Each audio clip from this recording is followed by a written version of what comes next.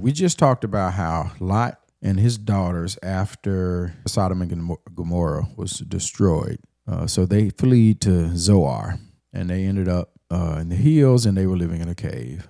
The older daughter felt like there's no more men left on the earth. So in Genesis 19:31, firstborn said to the younger, "Our father is old. There is not a man on the earth to come into us after the manner of all the earth. Come, let us make our father drink wine, and we will lie with him, that we may preserve offspring from our father."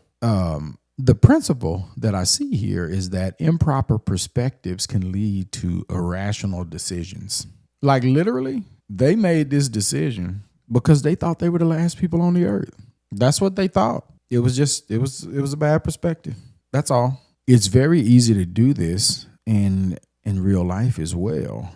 When you think about things that you may pray for, and when you don't hear from God, you may take that as an answer sometimes. And it may not be an answer. He just may not have given you an answer yet. And we'll make decisions based off of God not even speaking to us yet. God hasn't even said anything to us yet, but we're making a decision based off the fact that he hasn't said anything to us yet, right? Sometimes our perspective is just not correct. Could be a situation of, I've heard people in relationships say that, well, he really knows me, or like she really knows me, or, I don't really want to start over.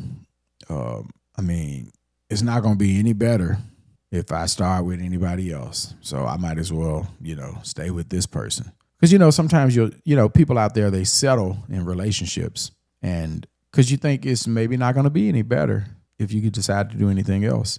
And that's an improper perspective that could lead to irrational decisions, right? When you start thinking that there's nothing better for you, it'll lead you to make the decision to stay when you probably need to go.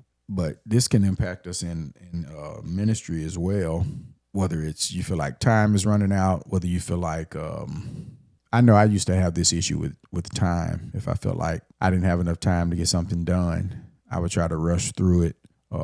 I may try to take some shortcuts. I may have needed to talk to one specific person to do a certain part of it. And maybe I would just bypass that, just rush straight through it. And next thing you know, there's issues because I didn't follow the process all the way through. So you end up with just a little bit of problem as it relates to that.